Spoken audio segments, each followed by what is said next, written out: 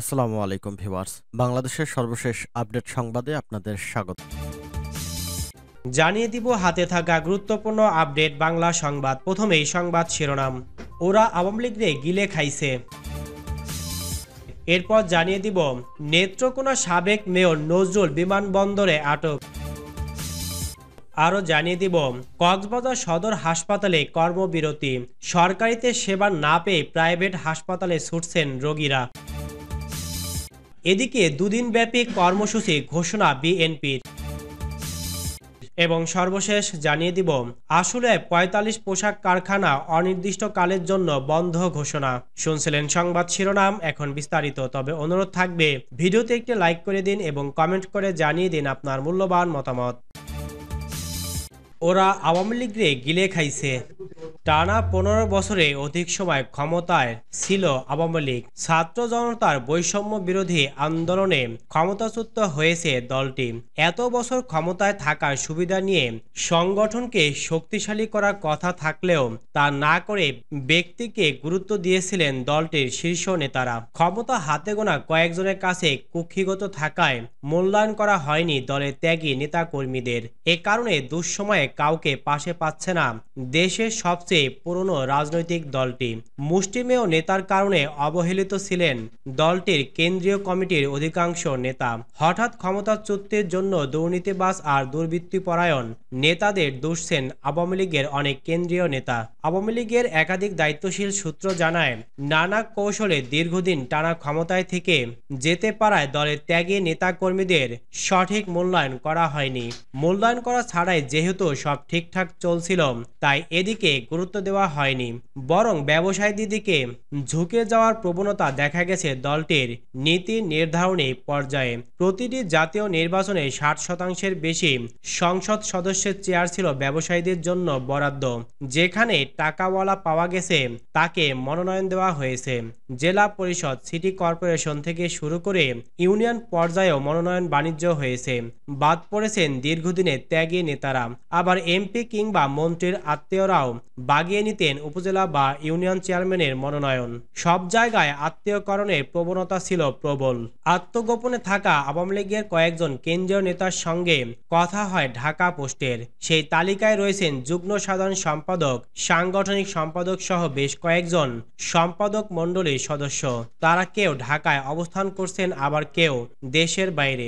তাদের মধ্যে একজন সাংগঠনিক সম্পাদক ঢাকা পোস্টকে বলেন, ওরা দেশটা গিলে খাইছে, ওরা আওয়ামী লীগের দলকে গিলে খাইছে, আমাদের কথা শুনে নাই, আমার সঙ্গে কারো যোগাযোগ নাই, এখন রাজনীতিতে নাই, দেখি তারা কি করে, যারা আছে তারা দল চালাক। ওরা কারা? এমন প্রশ্নের জবাবে আওয়ামী লীগের এই নেতা বলেন, আওয়ামী লীগের একটি কেন্দ্রীয় কমিটি ছিল, সেটি নামে মাত্র ছিল। কমিটিকে এক সাইডে রেখে সবকিছু নিয়ন্ত্রণ ছিল কয়েকজনের হাতে। তাদের মধ্যে সাবেক প্রধানমন্ত্রী শেখ হাসিনার বেসরকারি শিল্প ও বিনিয়োগ বিষয়ক উপদেষ্টা সালমান এফ রহমান, কেন্দ্রীয় আওয়ামী লীগের সদস্য মোহাম্মদ এ আরাফাত, সাবেক বিদ্যুৎ ও জ্বালানি প্রতিমন্ত্রী নসরুল হামিদ ও সাবেক তথ্য প্রযুক্তি প্রতিমন্ত্রী জুনায়েদ আহমেদ পলক ছিলেন ক্ষমতা চর্চার কেন্দ্রে। তারাই আওয়ামী লীগকে পরিচালনা করেছে। অনেক বিষয় তারা জানতেন, কিন্তু দলের সাধারণ সম্পাদক ওবায়দুল কাদের জানতেন না। এরা দলের হাইকমান্ডকে দেশের সঠিক পরিস্থিতি বা সঠিক তথ্য দিত না। সে কারণে আজ আওয়ামী লীগের এমন করুণ পরিণতি। নেত্রকোনা সাবেক মেয়র নজরুল বিমানবন্দরে আটক।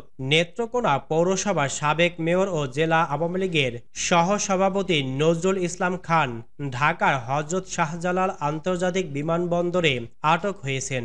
বিষয়টি নিশ্চিত করেছেন জেলা police super Mohammad Foyez Ahmed. Police super Mohammad Foyez Ahmed জানান, বুধবার ১১ সেপ্টেম্বর সকাল ৬টার দিকে বিদেশে যাওয়ার চেষ্টার সময় ঢাকার শাহজালাল বিমানবন্দরে ইমিগ্রেশন পুলিশ সাবেক এই মেয়রকে আটক করে। ঢাকা থেকে তাকে নেত্রকোনায় এনে নেত্রকোনা জেলা পুলিশে হস্তান্তর করা হবে। হস্তান্তরের পর নেত্রকোনা মডেল থানায় বিস্ফোরক আইনে দায়ের করা ৩টি মামলায় তাকে গ্রেপ্তার দেখিয়ে আদালতে সোপর্দ করা হবে বলেও জানান তিনি।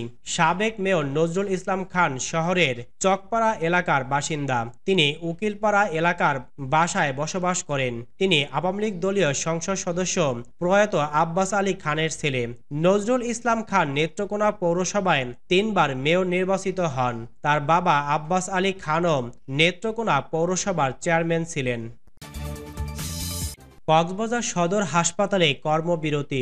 সরকারিতে সেবা না পেয়ে প্রাইভেট হাসপাতালে ছুটছেন রোগীরা। কক্সবাজার সরকারি হাসপাতালে সিসিইউতে চিকিৎসাধীন এক রোগীর মৃত্যুকে কেন্দ্র করে মারধরের শিকার হয়েছেন সজীব কাজী নামে এক চিকিৎসক। ঘটনার পর মঙ্গলবার ১০ সেপ্টেম্বর রাত ১টা থেকে কক্সবাজার সরকারি হাসপাতালে জরুরি বিভাগ সহ কমপ্লিট শাটডাউন ঘোষণা করেছেন ইন্টার্ন চিকিৎসক ও মেডিকেল অফিসাররা। এতে ওয়ার্ডে ওয়ার্ডে স্বাস্থ্যসেবা দেওয়া বন্ধ হয়ে পড়ে। ডাক্তার দেখাতে না পেরে রোগীদের নিয়ে হাসপাতাল ঘুরে ঘুরে অনেকেই বাড়ি ফিরে যাচ্ছেন।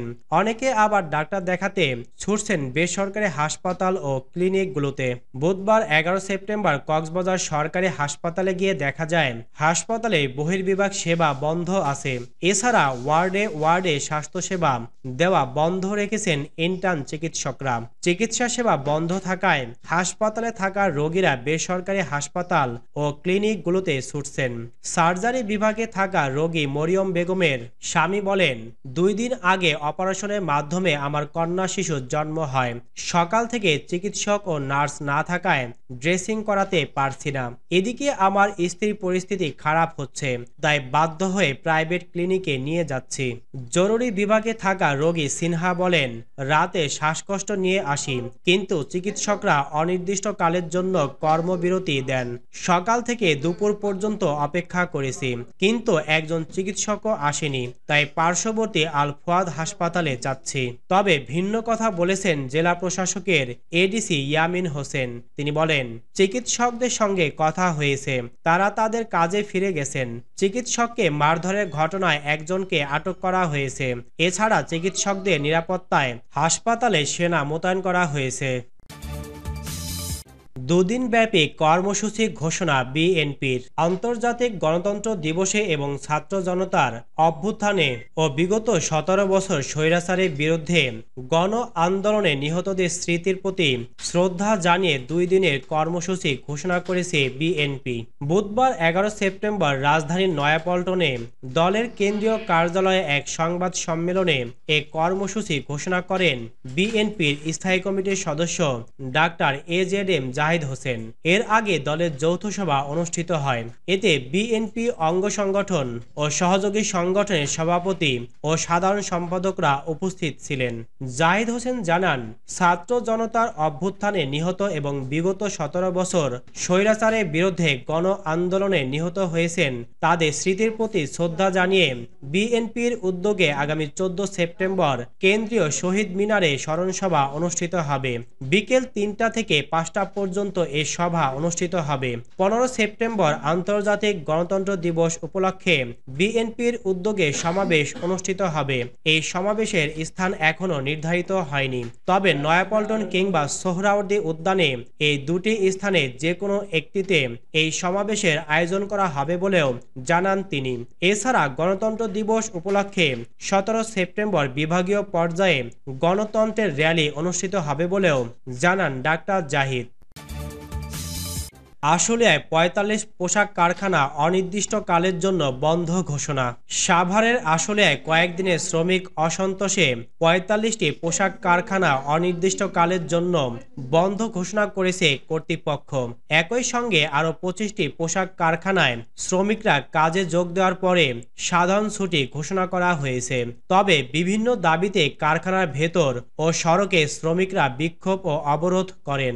বুধবার ১১ সেপ্টেম্বর সকালে শ্রমিকরা কাজে যোগ দিতে এসে কারখানা গেটে বন্ধের নোটিশ দেখতে পান। এতে কারখানার শ্রমিকরা উত্তেজিত হয়ে বিক্ষোভ শুরু করেন।